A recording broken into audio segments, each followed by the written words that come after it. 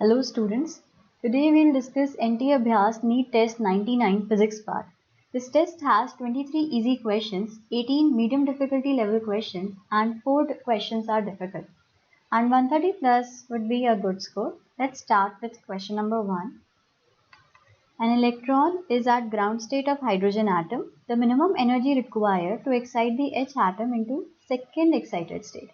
तो second excited state में हमें इसको एक्साइट कराना है. इनिशियली इलेक्ट्रॉन n इक्वल्स 1 में है, ग्राउंड स्टेट में है और फाइनली n इक्वल्स 3 में जाएगा. क्योंकि यहाँ पर सेकेंड एक्साइटेड स्टेट लिखिए तो स्टूडेंट ये मिस्टेक कर देते हैं, इसको n इक्वल्स 2 ले लेते हैं, बट ये n इक्वल्स 3 होगा सेकेंड एक्साइटेड स्टेट. तो यहाँ से यहाँ जा रहा है. E का फॉर्मूला हमें पता है, इट इज़ -13.6 EmS/m². तो E1 तो -13.6 ही हो जाएगा and E3 -13.6 upon 3 square which is -1.5. Delta E अगर हम देखें तो it is E3 minus E1 which is -1.5 minus plus 13.6 तो 12.1 E हो जाएगा. Next question. Proton and alpha particle are accelerated through same potential difference. ये इंपॉर्टेंट है, ये सेम पोटेंशियल डिफरेंस से एक्सेलरेट कर रहे हैं. Enter in a uniform magnetic field normally if the radius of proton orbit is 10 cm then radius of alpha particle is. तो radius का formula हमें पता है, इस केस के लिए इट इज़ mv/qb. अभी इसी फॉर्मूला को हमको पोटेंशियल डिफरेंस के टर्म्स में लिखना है क्योंकि पोटेंशियल डिफरेंस सेम है दोनों का. तो आप इसको लिख सकते हो मोमेंटम को √2km अपॉन QB और काइनेटिक एनर्जी को हम लिख सकते हैं QV क्योंकि Q चार्ज को V पोटेंशियल से एक्सेलरेट करेंगे तो उसका काइनेटिक एनर्जी हो जाएगा QV अपॉन QV और न्यूमरेटर नॉन डेरिवेटिव. तो this implies R is proportional to √m/q. अभी R of alpha upon R of proton हम अगर फाइंड करें तो अल्फा का मास प्रोटॉन के मास का 4 टाइम्स है और अल्फा का चार्ज प्रोटॉन के चार्ज का ट्वाइस है, तो ये √2 हो जाएगा. That means R alpha is √2 times R of proton. R of proton 10 है तो 10√2. Two identical masses are shown in the diagram. One is thrown upward with velocity 20 and another is just dropped simultaneously. If the collision between them is elastic, then time interval between their striking with the ground is. तो यहाँ पर पहले भी ऐसा question आया है, यहाँ पे हमने आइडेंटिकल मासेस लिए हैं, कोलिजन 1D है और इलास्टिक है. तो ऐसे में जो वेलोसिटीज़ हैं वो एक्सचेंज हो जाएंगी. माने जैसे ये अगर पार्टिकल 1 है, ये यहाँ पर आया, इसका वेलोसिटी से v1 था और दूसरा पार्टिकल जब कोलाइड करने ही वाला था, इसको मैं साइड में बना देती हूँ, उसका वेलोसिटी v2 था. तो अभी वो ऐसा होगा, कोलिजन के बाद जो हमारा सेकंड पार्टिकल है उसका वेलोसिटी तो v1 हो जाएगा और जो फर्स्ट पार्टिकल था उसका वेलोसिटी v2 हो जाएगा. इनकी वेलोसिटीज एक्सचेंज हो जाएंगी. तो उतना ही टाइम लगेगा जितना पहले वाले को नीचे आने में लगेगा और सेकंड पार्टिकल का उतना ही टाइम ये वाला लग जाएगा. तो जो डेल्टा टी होगा इनके ग्राउंड के साथ स्ट्राइक करने में वो वैसा ही होगा जैसा इनमें कभी कोलिजन होता ही नहीं और ये अपना ट्रेजेक्ट्री फॉलो करते बिना कोलिजन के. तो हम पहले निकालते हैं फर्स्ट पार्टिकल को कितना टाइम लग रहा है. तो फर्स्ट पार्टिकल के लिए कहते हैं delta y is equal to qy/t plus half ay/t². तो ये नीचे के तरफ आ रहा है, इसका डिस्प्लेसमेंट h है, इनिशियल स्पीड 0 है, प्लस हाफ डिस्प्लेसमेंट भी नीचे हो रहा है और एक्सेलरेशन भी नीचे है. दोनों ही मैंने नीचे का डायरेक्शन इसके लिए पॉजिटिव लिया है. तो t1 हो जाएगा 2h/g होल अंडर रूट. ऐसे ही सेकेंड पार्टिकल के लिए हम लिखते हैं. तो सेकेंड पार्टिकल के लिए delta y is vy/t plus half ay/t². क्योंकि सेकेंड पार्टिकल ऊपर जा रहा था तो मैं ऊपर वाले डायरेक्शन को पॉजिटिव ले रही हूँ.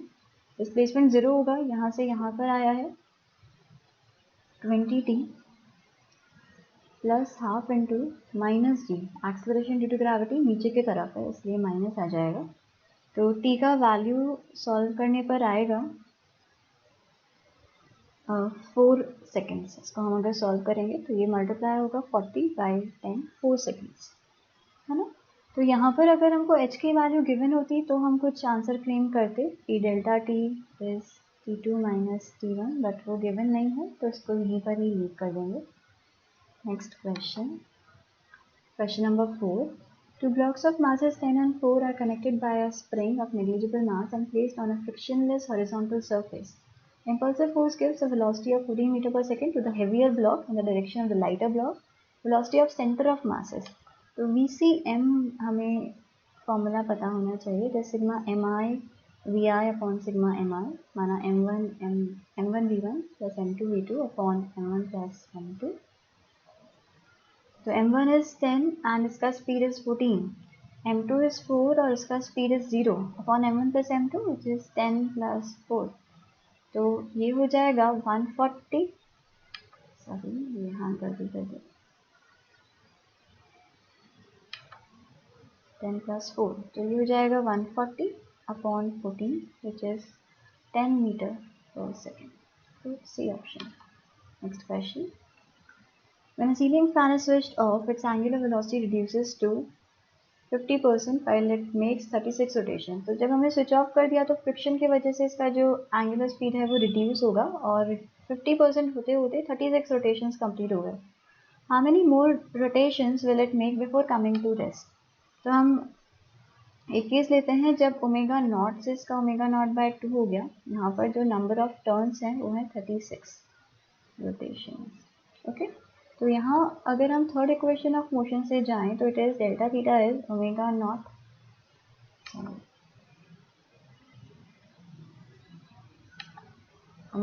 Square omega final square minus omega initial square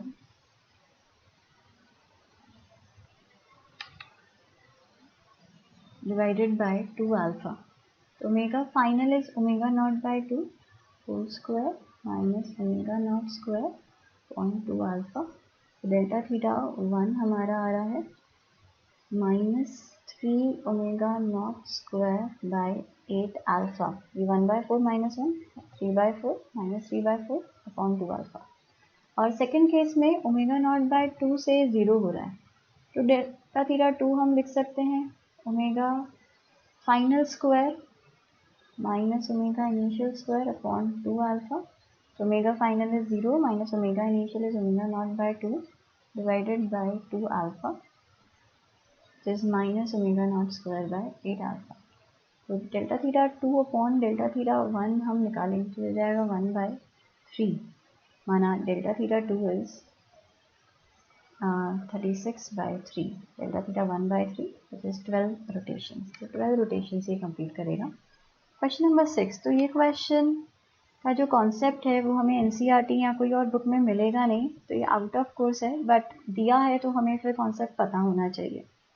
तो ये कुछ ऐसा है कि हमारे पास अगर दो चार्जेस हैं और ये एयर में है, तो हम फॉर्मूला लिखते हैं F(k) Q²/r²। अब यही दो चार्जेस को अगर हमने एक मीडियम में रख दिया जिसका जो डायलेक्ट्रिक कांस्टेंट है वो k है, तो एयर के कंपैरिजन में अगर हम देखें तो फोर्स जो है वो कम हो जाएगा। और अगर इफेक्टिव सेपरेशन हम निकालें कि इनको एयर में रखते तो भी सेम फोर्स आता, तो आर इफेक्टिव के लिए अगर हम सॉल्व करें तो वो कुछ ऐसा होगा। इस केस में जो फोर्स है वो ऐसा है कि Q²/r², भी आर है तो 1/k टाइम्स हो गया। अब आर इफेक्टिव निकालना है कि एयर में हम इनको कितना दूर रखें कि जो फोर्स है वो सेम आए।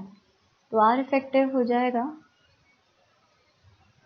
1/4πε0 Q²R इफेक्टिव का स्क्वायर इक्वल टू यही वाला फोर्स Q²/4πε0 के R²। तो अगर इनको हम ध्यान से देखें तो R effective is √k times R। ये फॉर्मूला हमें हमेशा याद रखना है।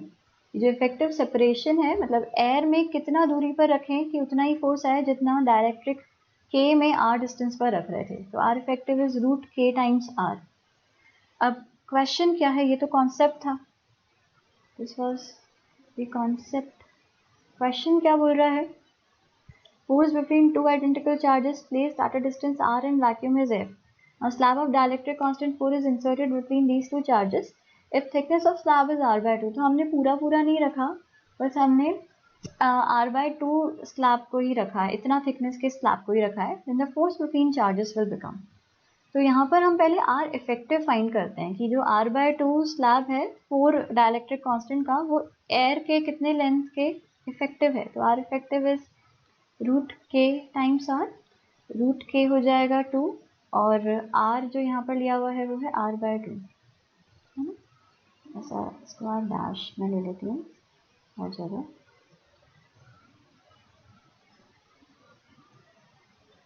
ओके, तो R डैश इज r/2। अब हमारा जो सेपरेशन है वो क्या हो जाएगा चार्जेस के बीच का, r/2 में तो डाइलेक्ट्रिक रखी हुई है जो कि आप बोल सकते हो R के ही बराबर है, और दूसरा जो r/2 है उसमें एयर है, तो जो इफेक्टिव सेपरेशन है इनके बीच का वो 3r/2 हो जाएगा। R इफेक्टिव प्लस जितने में हमारा एयर है, तो ये 3r/2 आ रहा है ना। अब हमें फोर्स लिखना है, तो force is K which is 1/4π0 q square upon distance between them, तो it is 3r/2 whole square, तो ये जाएगा 4/9 q square upon 4π0 r square। पहले हमारा इतना था कि q square by r square, k को 1/4π0 q square r square, और अभी उसी का 4/9 टाइम्स हो गया, तो जो फोर्स है वो 4/9 टाइम्स हो गया है।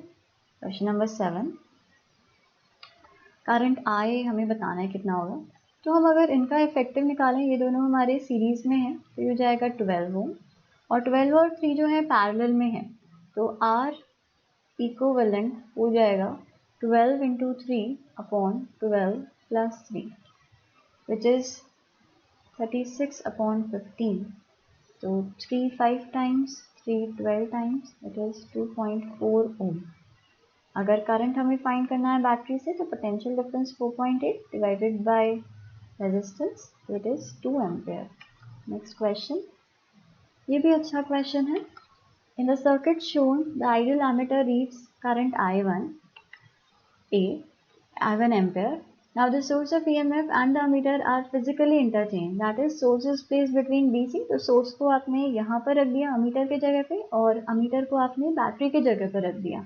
Then ammeter now reads a current I2, और I2 और I1 में रिलेशन हमें फाइंड करना है। तो लेट्स कैलकुलेट I1 फर्स्ट।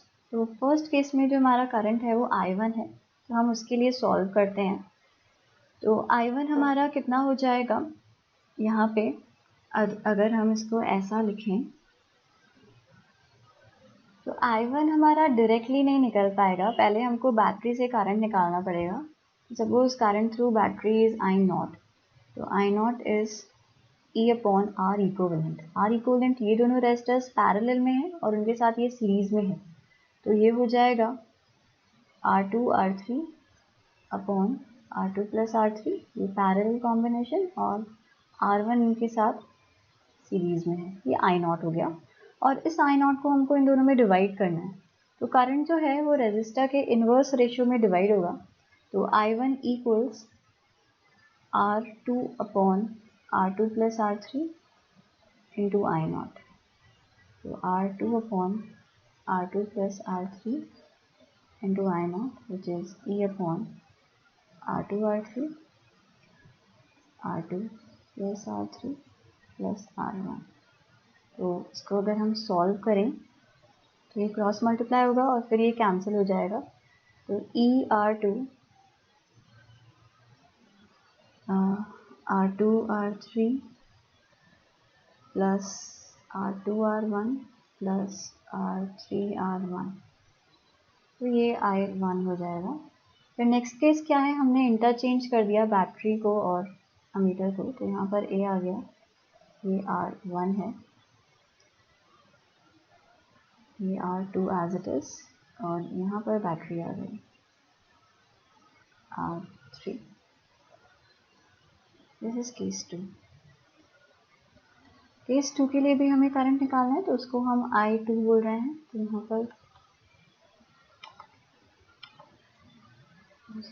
तो यहाँ पर ये जो करंट है इसको हम I2 बोल रहे हैं, और इस टाइम से बैटरी से जो करंट है उसको हम से I3 बोल देते हैं।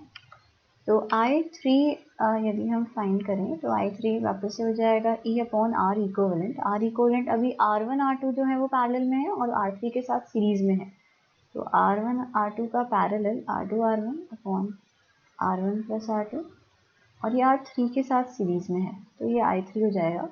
और I3 जो है वो रेजिस्टर के इन्वर्स रेशियो में डिवाइड होगा, तो I2 इज इन्वर्स रेशियो में, तो यहाँ पर R2 upon R1 plus R2 into I3। R2 ये थोड़ा सा बड़ा है, मैं नेक्स्ट लाइन में लिखती हूँ।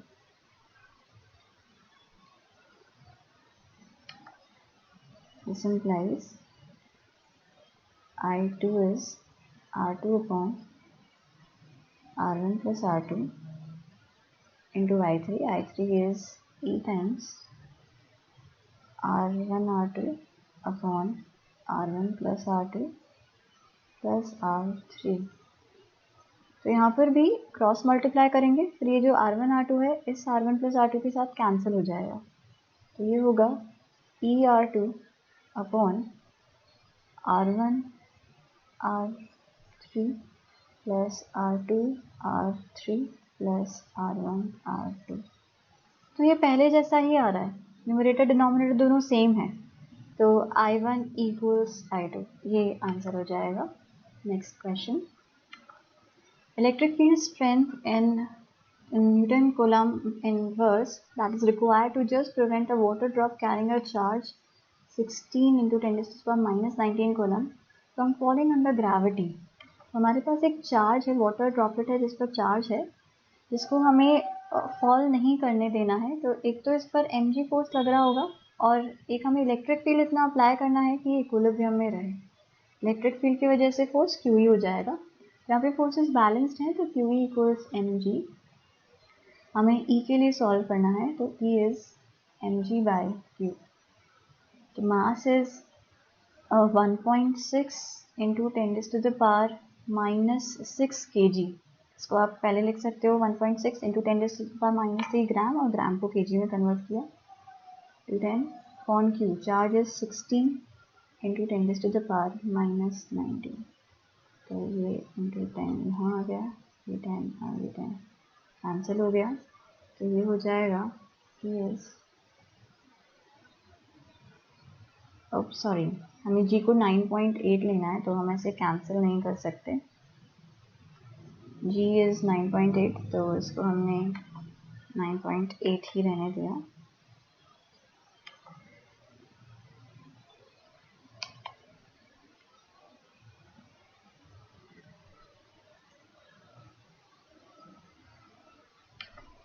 दिस इज 9.8 और ये हो जाएगा 10। ठीक है, तो ये 16 और 16 एक कैंसिल हो गए। यहाँ पे ये 16 और ये 16 कैंसिल हो गया, ये हो जाएगा 10 टू द पावर माइनस 18, और ऊपर आएगा तो 10 टू द पावर 12। तो 9.8 इंटू 10 टू द पावर 12, तो ये भी मैच नहीं कर रहा, बट जो क्लोजेस्ट है वो ये वाला है। Capacitor is made of a flat plate of area A and second plate having a stair-like structure as shown in figure. The capacitance of the arrangement is, तो यहाँ पर हम देखें तो ये सारे जो प्लेट्स हैं वो सेम पोटेंशियल पर हैं, माना पोटेंशियल डिफरेंस इनके बीच में सेम है, तो सारे कैपेसिटर्स जो होंगे वो पैरेलल कॉम्बिनेशन में होंगे। अब इनका कैपेसिटेंस सबका अलग अलग हुआ क्योंकि इनके बीच में सेपरेशन जो है वो अलग अलग है। तो हम ऐसे लिख सकते हैं, एक कैपेसिटेंस C1 है, दूसरा C2 है, और तीसरा C3 है। C1 C2 C3। तो C1 यदि हम लिखें तो it is epsilon not A by D, A is A by 3 and D as it is. C2 हो जाएगा एप्सिलॉन नॉट a बाई 3 है और d is 2d, distance double हो गया, और c3 है epsilon not a by 3 upon 3d। Parallel में है तो c इक्विवेलेंट जो होगा वो c1 plus c2 plus c3 हो जाएगा। तो epsilon not a by 3d ये हमने कॉमन ले लिया, बचेगा 1 प्लस 1 बाई 2 प्लस 1 बाई 3। तो it is epsilon not a by 3d, LCM 6 plus 3 plus 2 which is 9, 11। तो 11 by 18 epsilon not a by d। तो सी ऑप्शन करेक्ट हो जाएगा। Next question, in the given circuit the reading of voltmeter V1 and V2 300 volt. तो ये यहाँ पर दोनों का जो रीडिंग है वो सेम आ रहा है V1 और V2 का। दैट मीन्स ये रेजोनेंस का केस है, V1 इक्वल्स V2, तो ये रेजोनेंस स्टेट है। रेजोनेंस स्टेट में हमारा जो Z होता है उसका वैल्यू R ही हो जाता है, IRMS मैक्सिमम होता है which is VRMS upon Z and Z is R, है ना। और पूरा का पूरा जो पोटेंशियल डिफरेंस है वो हमारा रेजिस्टर के अक्रॉस ही आता है, VRRMS।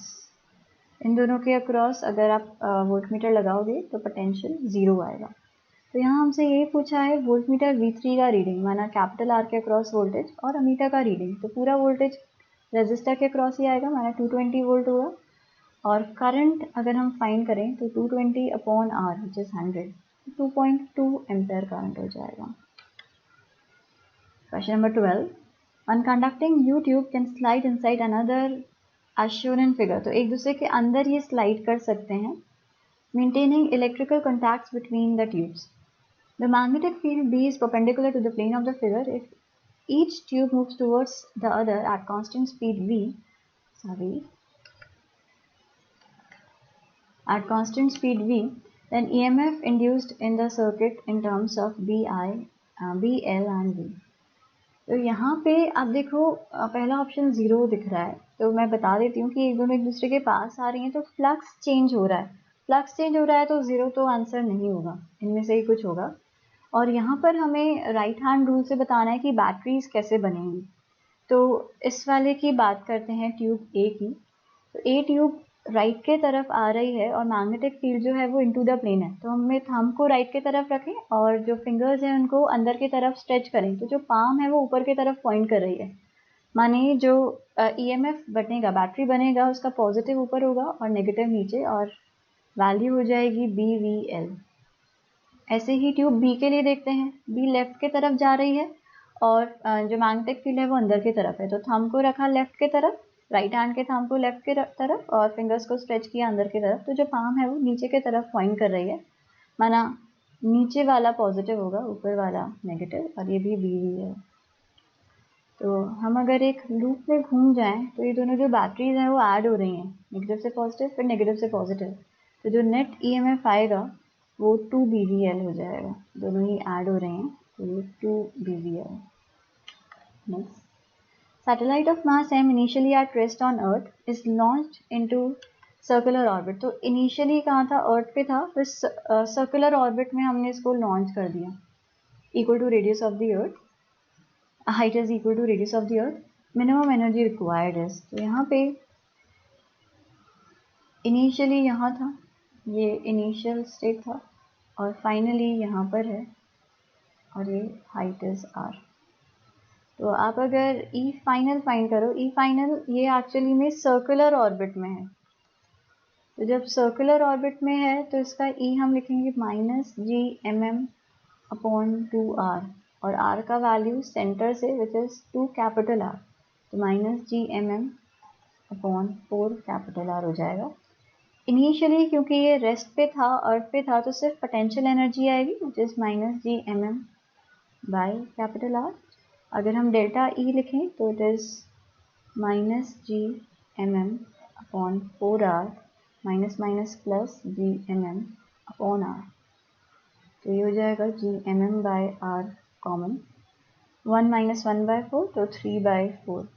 आप यहाँ पर इसको कैपिटल आर से ऊपर नीचे मल्टीप्लाई कर सकते हो और G M by capital R को स्मॉल जी लिख सकते हैं।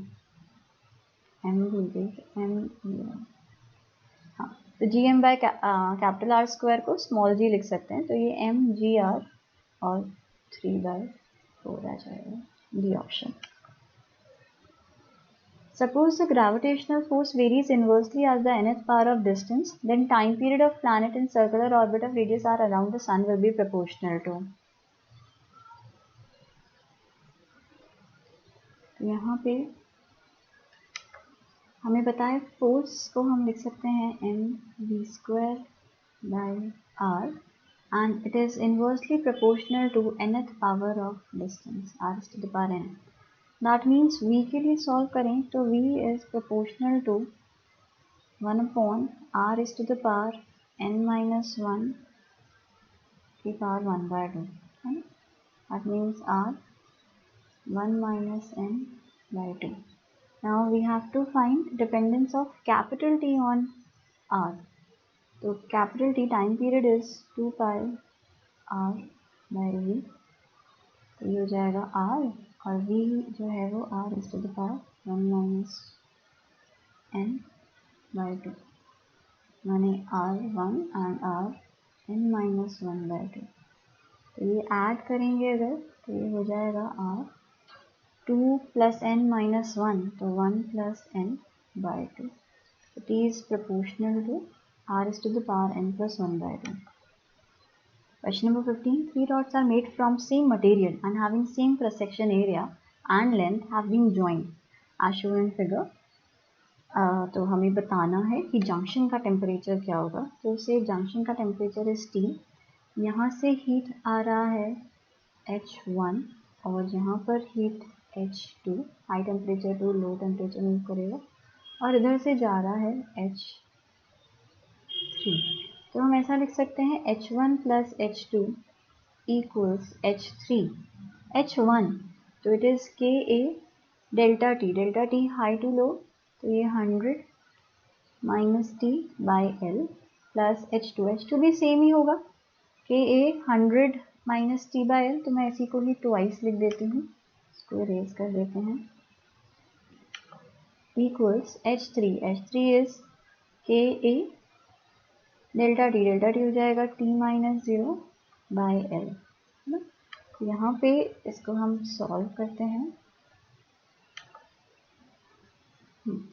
यहाँ पे कैंसिल हो जाएगा KA और L, KA और KA कैंसिल, L और L कैंसिल, तो ये होगा 200 minus 2T equals T minus 0, that means T is 200 by 3, तो D option correct. Next question 16, value of I1 I2 I3 में हमें फाइंड करना है। तो ये वाला जो सर्किट है, हम ये दोनों बैटरीज को का इक्विवेलेंट फाइंड कर सकते हैं, इसको एक ही बैटरी मान सकते हैं। अब यहाँ पे पोलैरिटीज भी अलग अलग है, तो मैं पहले रफ कैलकुलेशन करूँगी। ई इक्विवेलेंट जो होता है वो होता है E1R2 plus E2R1 upon R1 plus R2। जो बैटरीज का पोलैरिटी अलग होता है तो यहाँ माइनस आ जाता है, तो हम देखेंगे कि E1R2 बड़ा है या E2R1। तो E1R2 इज 14 × 6 और E2R1 10 × 4, तो दोनों ही इसके छोटे हैं, मतलब E1R2 बड़ा है, तो इसका ही जो साइन है वो डोमिनेट करेगा। तो जो बैटरी हमारी बनेगी वो ऐसे कुछ होगा, इसकी पोलैरिटी डोमिनेट कर रही है, ये E इक्विवेलेंट और ये R इक्विवेलेंट, और ये 2 ओम का resistor as it is 2 Om.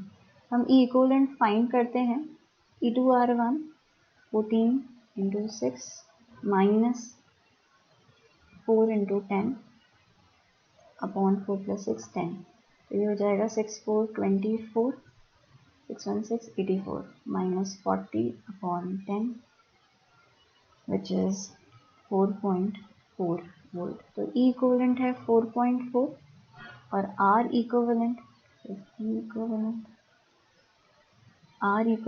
R1 R2 4 × 6 R1 plus R2 4 plus 6 10, तो हो जाएगा 2.4 ओम। तो ये 2.4 ओम। अब जो करंट है वो ऐसे फ्लो करेगा इस तरफ, सपोज इसको I बोल दिया, तो I is E upon E equivalent upon R plus 2 plus R equivalent, ये दोनों 2 और R इक्विवेलेंट जो है वो सीरीज में है, तो ये हो जाएगा 4.4 upon 2.4 plus 2, 4.4 which is 1 ampere. तो I3 जा रहा है, I3 2 ओम में जो करंट है वो लेफ्ट टू राइट जा रहा है, वो 1 एम्पियर का, बट जो यहाँ I3 मार्क है वो राइट टू लेफ्ट है, तो नेगेटिव हो जाएगा। I3 इज माइनस I1, तो -1, तो ये दोनों में से कुछ करेक्ट होगा। अब हम कोई भी एक वैल्यू निकाल लेते हैं, तो सपोज I1 ही निकालते हैं, तो हमें यहाँ तो पता चल गया कि current is I is 1 ampere. अब यहाँ पर हम लूप लॉ लिख देते हैं, तो पहले करंट के डायरेक्शन में जा रहे हैं तो पोटेंशियल में ड्रॉप आएगा, यहाँ पे लूप लॉ लिखा, तो ये हो जाएगा -2। फिर हम करंट के ऑपोजिट जा रहे हैं, I1 इधर है और हम इधर जा रहे हैं, C2B जा रहे हैं, तो ये हो जाएगा +6I1। फिर बैटरी के पॉजिटिव से बैटरी के नेगेटिव पे, तो पोटेंशियल ड्रॉप आएगा -10 इज 0। ओके, तो I1 की वैल्यू आ रही है 12/6 विच इज 2 एम्पियर। तो ये पॉजिटिव भी आ रहा है, +2 हो जाएगा I1, तो B option. Next question, pressure, volume and temperature of a certain material are related by, so P is alpha T square by V, alpha is a constant, work done by the material when temperature changes from T0 to 2T0। तो यहाँ work done and given है कि pressure remains constant, temperature change है और pressure remains constant, तो work is P delta V। P delta V अगर हम लिखें, pressure तो constant है, अब V2 minus V1, तो V2 वो वैल्यू है जब टेम्परेचर हमारा 2T0 है, तो V2 is alpha into 2T0 whole square by V by P। हम इसी को ही हम लिख सकते हैं, V को alpha T square by P, and V1 is alpha T0 square by P। V1 वो वॉल्यूम है जब टेम्परेचर T0 था, तो ये वैल्यूज हमने यहाँ प्लेस करी W में, तो वर्क हो जाएगा P into 4 alpha T0 square by P minus alpha T0 square by P। P और P कैंसिल हो जाएगा, 4 - 1 3, तो 3 अल्फा T0 स्क्वायर होगा। Question number 18, magnetic potential due to magnetic dipole at point on its axis 40 cm from its center is found to be V. Magnetic moment is, तो हमने magnetic potential ऐसे पढ़ा नहीं है, बट हमने electric potential पढ़ा है। तो अगर हमारे पास डाइपोल है जो कि जिस पर हमें किसी से R पॉइंट पर पोटेंशियल फाइंड करना है, तो VR is KP cos theta by R square, ये वाला फॉर्मूला होता है। तो हम पोटेंशियल, मैग्नेटिक पोटेंशियल भी ऐसा ही लिख सकते हैं, अगर M है और यहाँ पर कोई पॉइंट है जिस पर मैग्नेटिक पोटेंशियल लिखना है, मैग्नेटिक पोटेंशियल हो जाएगा K की जगह पर μ0/4 पाई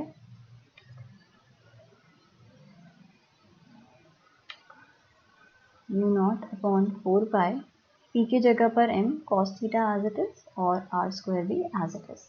तो M के लिए अगर इसको रीअरेंज करें तो M हो जाएगा 4 pi on μ0 V R square on cos theta.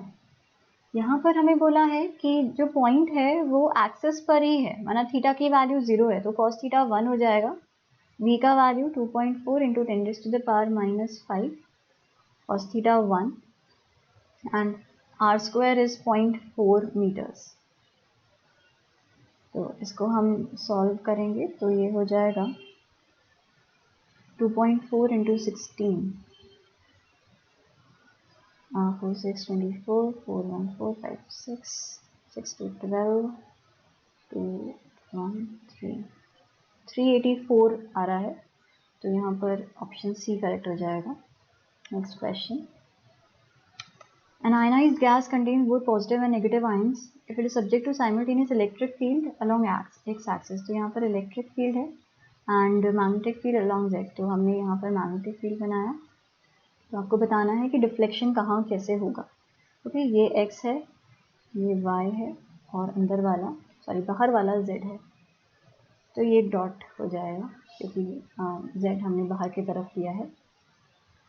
अभी ये जो पॉजिटिव आयंस हैं उन पर इलेक्ट्रिक फील्ड इस तरफ फोर्स लगाएगी तो उनका वेलोसिटी भी इसी तरफ आएगा।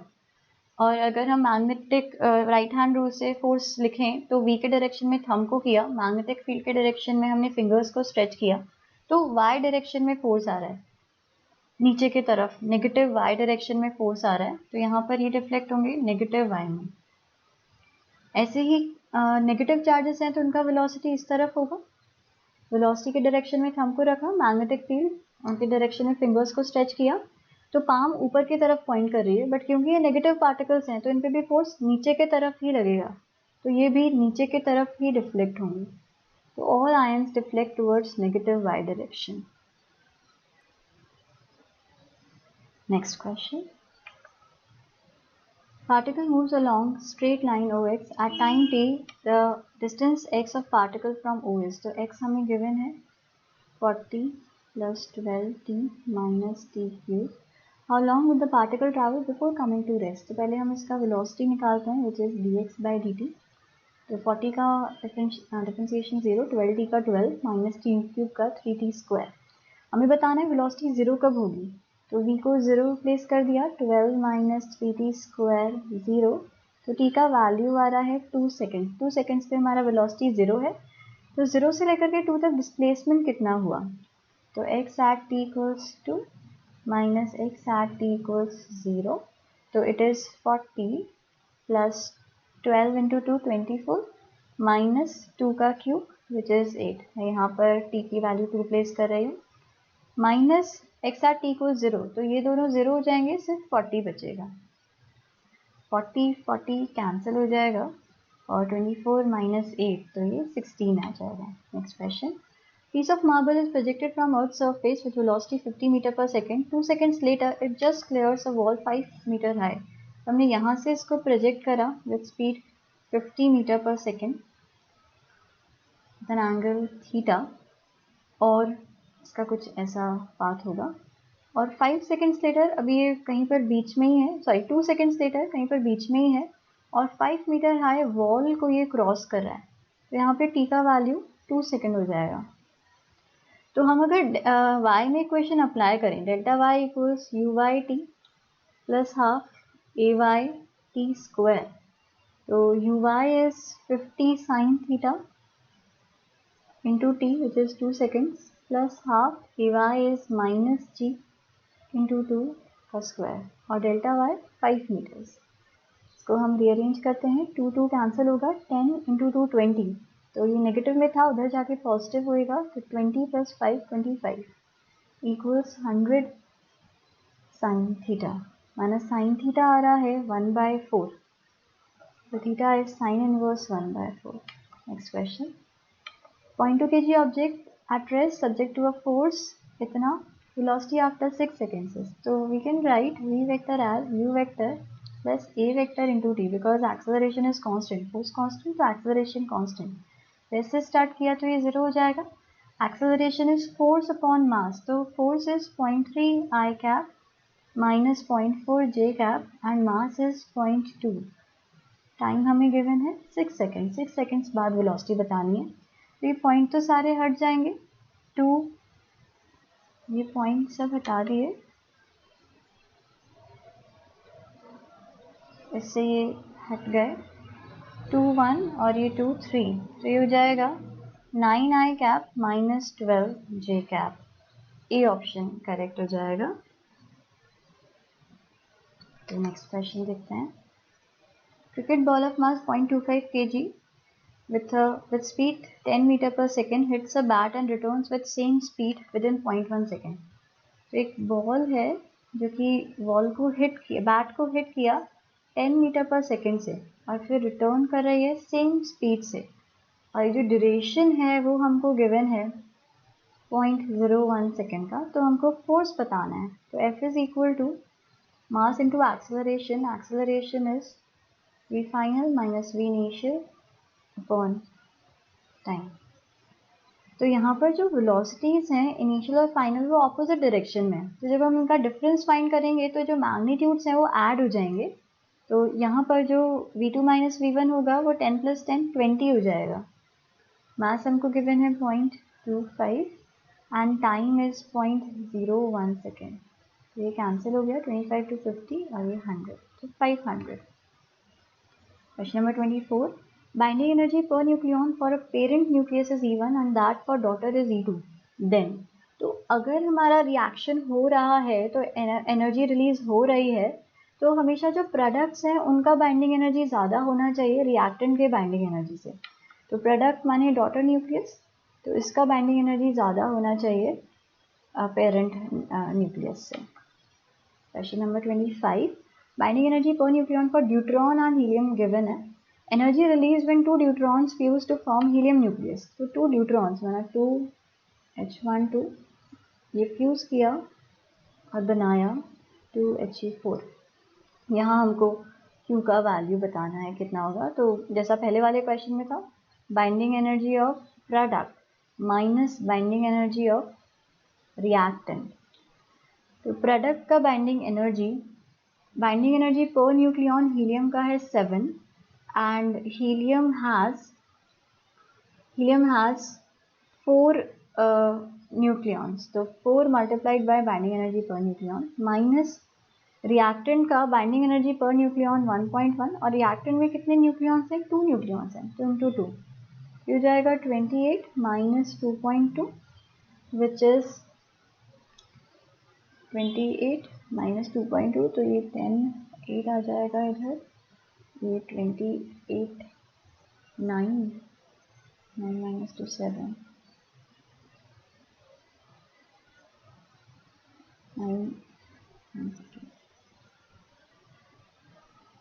शायद कुछ मिस्टेक कर दिया, वापस से देखते हैं। बाइंडिंग एनर्जी पर प्रोडक्ट का हमने देखा 4 × 7 और बाइंडिंग एनर्जी रिएक्टेंट का तो 1.1 multiplied by number of nucleons. तो यहाँ पर नंबर ऑफ न्यूक्लियॉन्स 2 + 2 4 हैं, तो ये 4 हो जाएगा, ये भी 4.4 होगा। और जब हम डिफरेंस लेंगे तो ये हो जाएगा 23.6। तो ये आंसर करेक्ट है। नेक्स्ट हम देखते हैं, A stretched string of length 1 meter fixed at both ends। तो ये स्ट्रिंग जो है 1 मीटर का लेंथ का है, fixed at both ends, vibrated in 1 loop. तो एक ही लूप में ये वाइब्रेट किया।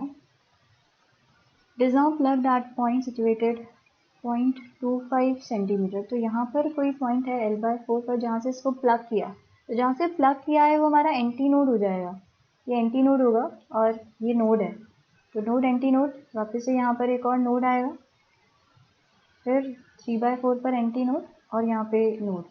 तो ये वाइब्रेट करेगा 2 लूप्स में, है ना। तो यहाँ पर अगर हम लिखें तो L की जो वैल्यू है वो है λ/4, ये पूरा λ/2, ये पूरा एक लैम्डा होता है ऐसा। तो हम सिर्फ एक ही लूप की बात करें तो λ/2 और यहाँ पर जो L है वो है लैम्डा, है ना। तो हम फ्रीक्वेंसी फाइंड कर सकते हैं, यहाँ पे लैम्डा इज 2L एंड यहाँ पे लैम्डा डैश इज L। तो हमारा जो लैम्डा है वो हाफ हो गया है, माना जो फ्रीक्वेंसी है वो डबल हो जाएगी। स्पीड तो सेम ही रहेगी, मीडियम मटेरियल सेम है, टेंशन सेम है, तो फ्रीक्वेंसी हमारी डबल हो जाएगी। तो 200 का ट्वाइस 400 हो जाएगा। Particle executing SHM has maximum speed इतना, तो V मैक्स आपको गिवन है, V max is omega A, it is 0.5 metre पर second and maximum acceleration A max is omega square A, तो ये हमको गिवन है 1.0 मीटर पर सेकेंड। आपको बताना है एंगुलर फ्रीक्वेंसी, तो A max by V max हम फाइंड करते हैं। A max by V max is omega square A upon omega A, तो it is omega it is 1/0.5, तो it is 2 radian per second. 28 work function of a metal, तो हमें phi given है 3.2 × 10⁻⁻19 joule and it is illuminated with light of frequency 8 × 10⁻14 Hz. Maximum kinetic energy is K max is h nu minus phi। तो यहाँ joule में है, हम सब units को ऐसे ही रखेंगे। h को आप लिख सकते हो 6.63 × 10⁻⁻34 into nu, which is 8 into 10 to the power 14 minus 5, 3.2 into 10 to the power minus 19. तो 6.6 ही ले लेते हैं. 6.6 into 8, 8 6 48, 48 and 4 52. तो 52.2 और ये हो जाएगा 20, तो ये हो जाएगा 5.28 into 10 to the power minus 19 minus 3.2 into 10 to the power minus 19. तो ये 5.28, 5.3 approximately. 5.3 minus 3.2 is 2.1 into 10 to the power minus 19 joule. Next question. For a certain metal, mu is 2 nu naught and electrons come out with a maximum velocity of 4 into 10 to the power 6 meter per second. If the value of nu is 5 nu naught, then maximum velocity of photoelectron, and where nu naught is threshold frequency, माना phi is h nu naught. तो first case के लिए अगर हम देखें, for case 1, h into new is 2 new not. हम ये Einstein equation apply कर रहे हैं. h new is 5 plus k max. तो h new 5 is h nu not plus k max. तो k मैक्स की वैल्यू आ रही है 2 minus 1 h nu not.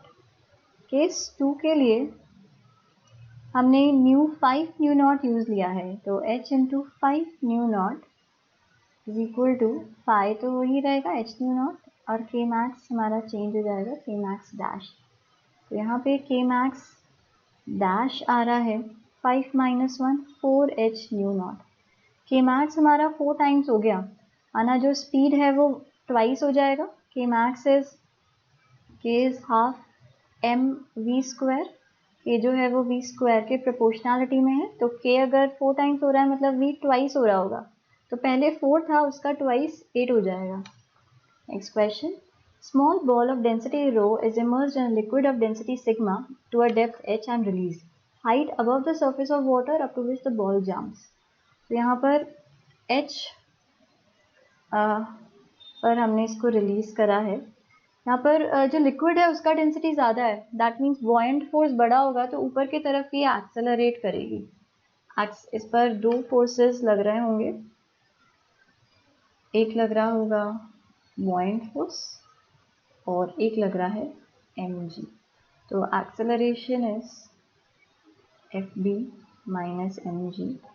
fb is density of fluid which is sigma multiplied by volume.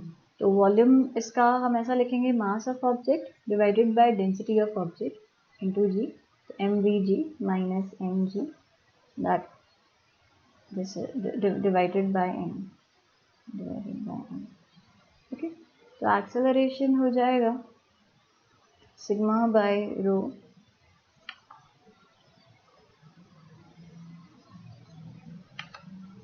-1 into G. ये acceleration है. अब जब ये इधर पहुंच रही है बी पॉइंट पे, तो हमें बताना है इसका स्पीड क्या होगा. अगर वो स्पीड हमने फाइंड कर लिया तो फिर ऊपर जा कर के जहाँ रुक रही होगी तो हम एच मैक्स भी बता पाएंगे. तो पहले स्पीड फाइंड करते हैं. तो we can write vb square is equal to va square plus 2 acceleration ab में इंटू एच. ओके. तो इनिशियली तो 0 था, plus 2 into g sigma by rho -1 into h. तो ये हमारा vb स्क्वायर आ रहा है. अब इसके बाद तो फ्री फॉल है, तो आप एच मैक्स के लिए ये फॉर्मूला यूज में ले सकते हो. H max is v square by 2g. तो v square is 2g sigma by rho -1 into h upon 2g. तो सिग्मा बाय ये कैंसिल हो गया, सिग्मा बाय रो -1. तो A option 31. Body of density d1 is counterpoised. Counterpoised माने balanced. Is balanced by mg of weight of density d2 in air of density d. Then true mass of the body is. तो एक हमारे पास object है जिसका मास m0 है, जिसको हम balance कर रहे हैं दूसरे ब्लॉक के साथ जिसका कि मास m है ना. तो जनरली तो हमें यही पता है कि एम नॉट का वैल्यू जो है वो एम के ही इक्वल होना चाहिए, बट यहाँ पर इन्होंने ना बॉइंट फोर्स को भी इंक्लूड करा है। तो इनके मासेस क्योंकि इनके वॉल्यूम अलग अलग होंगे तो इन पर बॉइंट फोर्स जो लगेगा वो भी अलग अलग लगेगा और एम नॉट एम के इक्वल नहीं आ पाएगा। यहाँ पर अगर आप फ्री बॉडी डायग्राम बनाओ तो वो कुछ ऐसा बन जाएगा।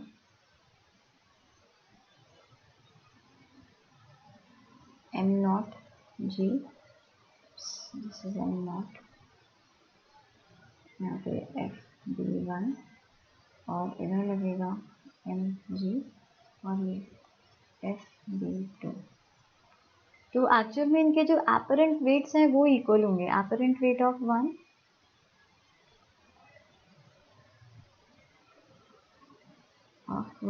Equals apparent weight of to.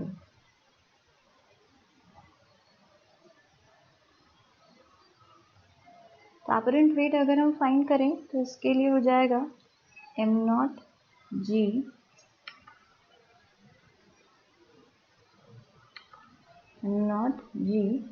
Minus F B one. F B one को हम लिख सकते हैं डेंसिटी ऑफ फ्लूइड। तो फ्लूइड यहाँ पर एयर है multiplied by volume of object. तो वॉल्यूम ऑफ ऑब्जेक्ट के लिए मास of object divided by density of object. तो ये हमें किसका D1 बॉडी ऑफ D2, हाँ तो D1 के लिए हम लिख रहे हैं। तो ये वॉल्यूम ऑफ वन आ गया rho V G is equal to apparent weight of two. तो टू का जो मास है यहाँ पे वो है एम जी नीचे लग रहा है माइनस एफ बी टू। तो यहाँ पर minus F B is density of fluid multiplied by volume of object. तो mass upon density of object which is D2 into G. यहाँ पे जी कैंसिल हो जाएगा, जी कैंसिल हो गया। इधर से एम नॉट कॉमन लिया, one minus D by D one equals M common लिया, one minus D by D two. तो एम नॉट आ रहा है M one minus D by D two upon one minus D by D one. तो D option correct हो जाएगा। 32 refractive index of glass with respect to medium N G upon N M हमें given है, M हमें given है 4/3। The difference between velocities of light in medium and in glass. तो medium में V M है और ग्लास में we जी है, तो इसका जो डिफरेंस है वो गिवन है 6.25 इंटू 10⁻⁷ मीटर पर सेकेंड।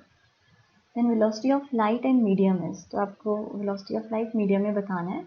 हमें पता है कि velocity is inversely proportional to refractive index. तो N G by N M is V M by V G. क्योंकि मीडियम में बताना है तो वी जी को हम लिख देते हैं, ये v m as it is.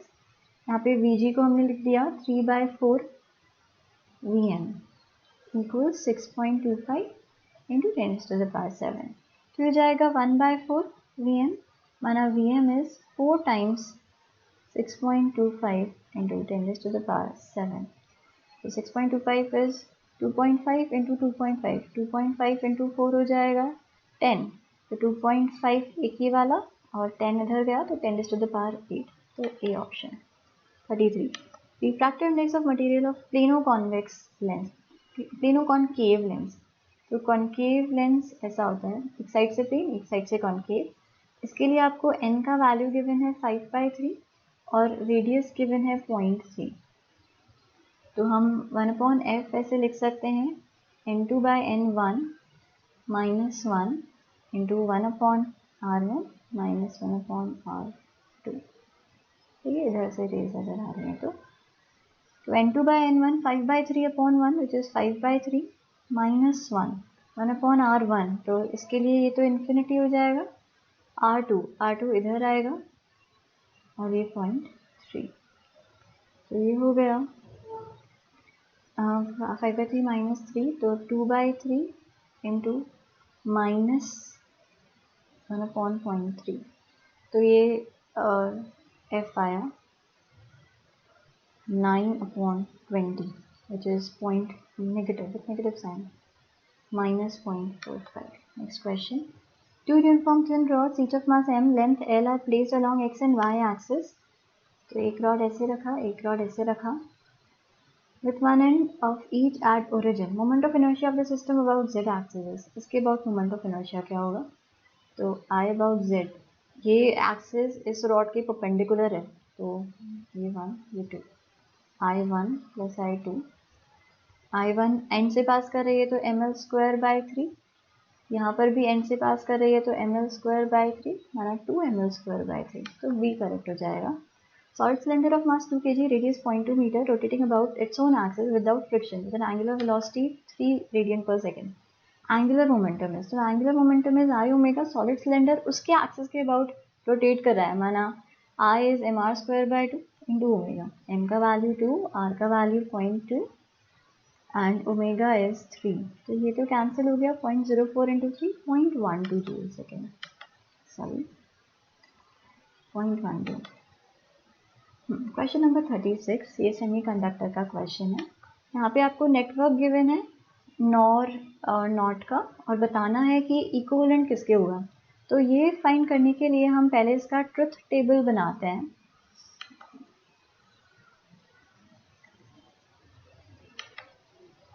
इसका हम ट्रुथ टेबल बनाते हैं. पहले 0 0 का देखते हैं क्या आता है. तो यहाँ 0 0 0 0 का और होता है 0, बट यहाँ पर एक और नॉट है, तो उसका हम एंटी ले लेंगे. 0 0 का 1 हो जाएगा. दोनों में 1 फीड हो रहा है तो 1 1. अगर ये और होता तो रिजल्ट 1 आता, बट ये नॉर है तो रिजल्ट उल्टा हो जाएगा 0. और 0 का जो नॉट है वो 1, तो 0 0 का 1 आ रहा है. ऐसे ही 0 1 देखते हैं. तो 0 1 के लिए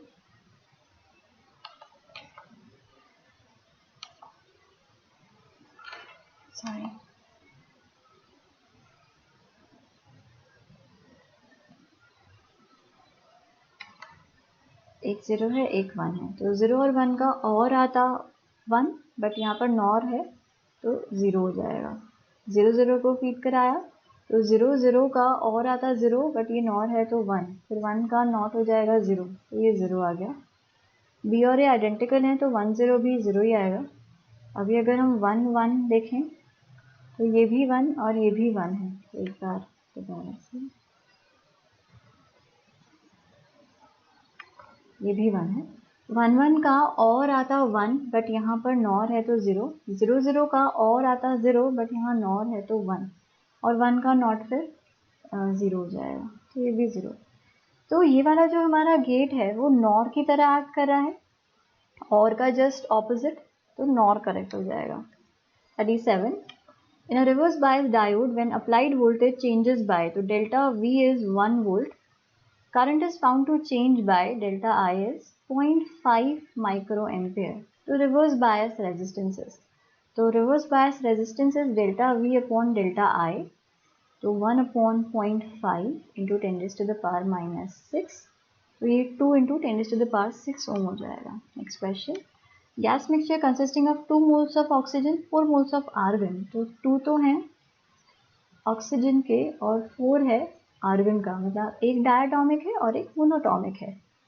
At temperature T, neglecting all vibrational modes, the total energy of the system is. तो टोटल एनर्जी U हमसे पूछा है. U is nRT. तो ऑक्सीजन के number of moles NCVT. Oxygen के नंबर ऑफ मोल्स जो है वो 2 है. CV फॉर ऑक्सीजन, तो ऑक्सीजन इज डायटोमिक गैस, तो इसका जो CV होगा वो 5R/2 into T plus N which is 4. Argon के लिए N is 4 and CV is 3R/2 क्योंकि ये मोनोटोमिक है into T. तो ये हो जाएगा 5 प्लस 2 6, तो ये 11RT. तो D option. 39. Speed of light, acceleration due to gravity and pressure are taken as the fundamental quantities. तो dimension of gravitational constant is, तो आपने gravitational constant यहाँ पे पढ़ा है जी m1 m2 upon r square. g के लिए अगर इसको रीअरेंज करें तो ये हो जाएगा f r square upon m1 m2. तो g का अगर डिमेंशन यहाँ से हम फाइंड करें तो f का डिमेंशन इज mlt-2. तो ये आप याद कर लो, f का r का इज l स्क्वायर और m 2 हो जाएगा यहाँ पे। तो जी का डिमेंशन आ रहा है m-1 L3t-2। अब हमें क्या बताना है, g, c और p के टर्म्स में।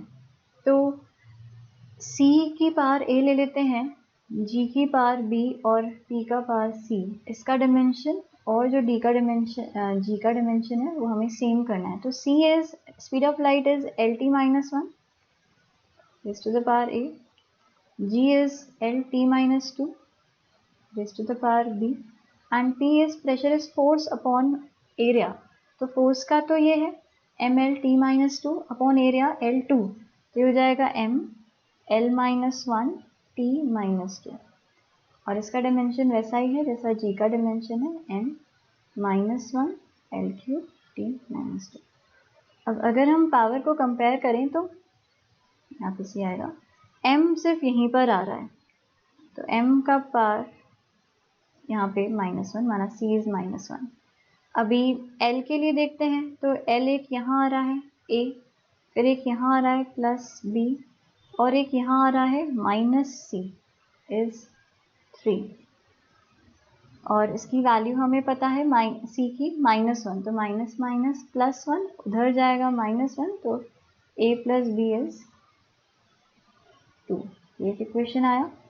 और फिर इसके लिए हम देखें t के लिए, तो t यहाँ पर है -a, यहाँ पर है -2b, इधर आ रहा है -2c और ये -2 इक्वल्स -2। तो यहाँ माइनस माइनस सबके हट जाएंगे, तो यह आ जाएगा a + 2b is equal to 2 -2c और c इज -1, तो 2 + 2 4। अभी किसी भी एक का हम वैल्यू फाइंड कर लेते हैं। तो मैंने a को प्लेस कर दिया b -2, sorry 2 -b, a is 2 -b + 2b equals 4। तो b की वैल्यू आ रही है 2, तो b की वैल्यू 2 और c की -1, तो b ऑप्शन करेक्ट हो जाएगा। Question number 40, light of wavelength 600 nanometer is incident normally on a slit width 0.2 mm, angular width of central maxima of diffraction pattern। तो angular width हम ऐसा डिफाइन कर रहे हैं, it is 2 lambda by small d। तो यहाँ पर lambda is 600 nanometer into 10⁻⁻9 and small d is 0.2 mm into 10⁻⁻3। तो ये हो जाएगा 2 और 2 कैंसिल, तो 6 into 10⁻⁻3 radian. Question number 41, two coherent beams of wavelength 5000 angstrom reaching a point would individually produce intensity 1.44 and 4 units। तो हमें I1 I2 की values given है, एक का है 1.44 और एक का है 4 units। If they reach there together, the intensity is 10.24 units। Calculate the lowest phase difference। तो I is equal to, जैसे हमें एम्पलीट्यूड का रिलेशन पता है, amplitude square is a1 square plus a2 square plus 2 a1 a2 cos phi। Intensity जो है वो amplitude के स्क्वायर के प्रोपोर्शनैलिटी में है, तो इसको आप ऐसा लिख सकते हो I equals I1 + I2 + 2 root I1 I2 cos phi। तो I गिवन है 10.24, I1 is 1.44, I2 is 4, 2 I1 I2, तो I1 का अंडर रूट 1.2 और I2 का अंडर रूट 2 cos phi। ये हो जाएगा 5.44, 10.24 और ये 5.44, तो ये हो गया 0, 9 में से 4 और ये 12, 8, 4.8। यहाँ पे भी 4.8 ही आ रहा है, 4.8 is equal to 4.8 cos phi।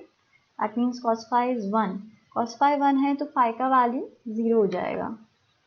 42, in a resonance tube using a tuning fork of frequency 325 Hz, two successive resonance lengths are 25.4 and 77.4 respectively। तो velocity of sound क्या होगा? तो यहाँ पे resonance tube में ऐसा कुछ भी बन रहा होता है, यहाँ तक जैसे फिल करा हुआ है। तो हमारा यहाँ पर हमेशा ऑड नंबर आधा लूप हमेशा आएगा ही आएगा। तो इसके लिए जो L आता है वो आता है 2n प्लस 1 लैम्डा बाय 4। तो L1 हमको गिवन है 2n प्लस 1 लैम्डा बाय 4 और L2 जस्ट उसका नेक्स्ट, तो n की वैल्यू हमने n प्लस 1 रख दी, तो हो जाएगा 2n प्लस 3 लैम्डा बाय 4। इन दोनों का डिफरेंस गिवन है, तो हम L2 माइनस L1 यदि लिखें तो ये हो जाएगा लैम्डा बाय 2, और लैम्डा को आप लिख सकते हो speed upon frequency, two as it is.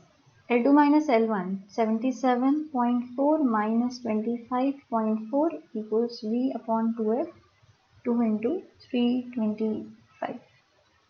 तो ये हो जाएगा 0, 7 minus 2 is 5, 7 minus 5, 2.0 into 2 into 325 is V। ये सेंटीमीटर में है तो मीटर में कन्वर्ट करेंगे, डिवाइडेड बाय 100।